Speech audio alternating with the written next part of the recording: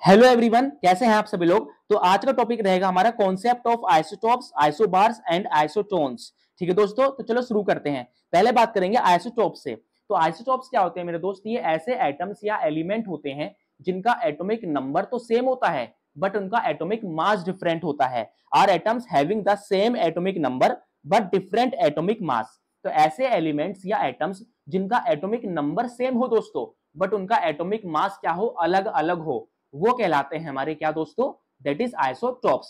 इसका एग्जांपल देख सकते हैं दोस्तों, यहाँ पे एग्जांपल है इसका आइसोटोप ऑफ हाइड्रोजन। दोस्तों एक बात ध्यान रखेंगे, हमारे हाइड्रोजन की तीन मेन आइसोटोप होते हैं, ठीक है ना। पहला है प्रोटियम, दूसरा है ड्यूटेरियम, तीसरा है ट्रिटियम। तो यहाँ देख सकते हैं दोस्तों, इन तीनों का जो एटॉमिक नंबर है, एटॉमिक नंबर हमेशा एलिमेंट के नीचे लिखा जाता है। तो तीनों का एटॉमिक नंबर 1 1 है, यानी कि तीनों का एटॉमिक नंबर सेम है बट इनका जो एटॉमिक मास है, जो कि हमेशा एलिमेंट के ऊपर लिखा जाता है, एटॉमिक मास वो अलग अलग है। यहाँ पे देख सकते हैं दोस्तों, यहाँ इसका जो एटॉमिक मास है प्रोटियम का वो 1 है, ड्यूटेरियम का 2 है और ट्रिटियम का 3 है। तो देख सकते हैं यहाँ पे दोस्तों कि जो एटॉमिक नंबर है हमारे हाइड्रोजन के आइसोटोप्स के वो सेम है 1 1 1, बट इनका एटॉमिक मास क्या है दोस्तों? अलग अलग है। प्रोटियम का 1 है, ठीक है ना दोस्तों, ड्यूटेरियम का 2 है एंड ट्रिटियम का 3 है। तो ये कहलाते हैं हमारे आइसोटोप्स, ठीक है दोस्तों। उसी तरह से हमारे कार्बन है, हमारे कार्बन के तीन मेन आइसोटोप्स होते हैं, C12, C13 और एक होता है दोस्तों C14,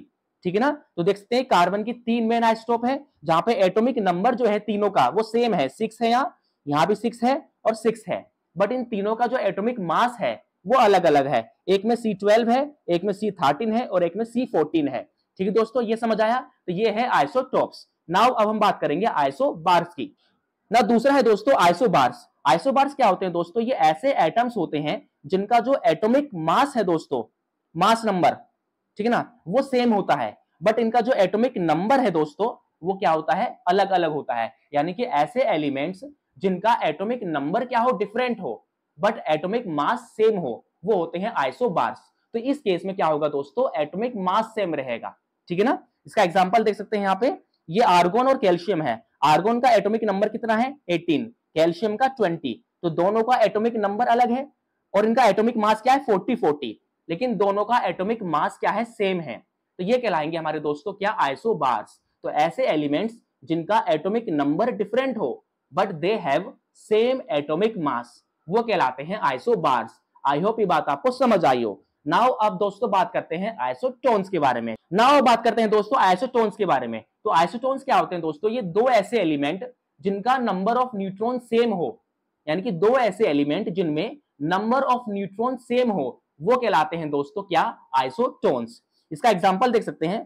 पहले समझो दोस्तों कि जो नंबर ऑफ न्यूट्रॉन होता है इसका निकालने का फॉर्मूला होता है क्या, कि अगर हम किसी भी एलिमेंट के एटॉमिक मास में से अगर एटॉमिक नंबर को माइनस कर दे तो इससे नंबर ऑफ न्यूट्रॉन्स हम निकाल सकते हैं। तो ये नंबर ऑफ न्यूट्रॉन निकालने का फॉर्मूला है, ये है दोस्तों ए यानी कि एटॉमिक मास माइनस जेड यानी कि एटॉमिक नंबर। अगर हम किसी भी एलिमेंट के एटॉमिक मास में से एटॉमिक नंबर को घटा दे तो यहाँ पे नंबर ऑफ न्यूट्रॉन्स निकलता है। अब यहाँ देखो दोस्तों, क्लोरीन का एटॉमिक मास कितना है? 37, एटॉमिक नंबर 17। तो क्लोरीन के एटॉमिक मास यानी कि 37 में से क्लोरीन का एटॉमिक नंबर 17 को माइनस करो तो नंबर ऑफ न्यूट्रॉन्स निकलता है 20।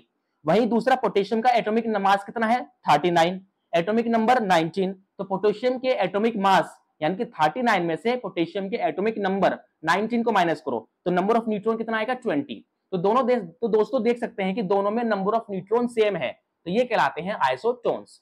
तो आइसोटोप्स क्या हुए दोस्तों? जिसमें एटॉमिक नंबर सेम हो बट एटॉमिक मास अलग हो। Example isotopes of hydrogen.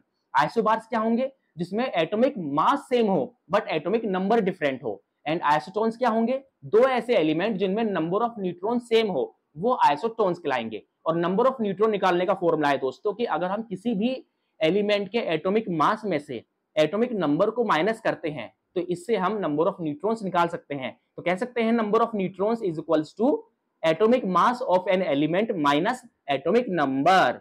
ठीक है दोस्तों, अगर आपको ये वीडियो अच्छा लगा तो चैनल को सब्सक्राइब और वीडियो को लाइक जरूर करें।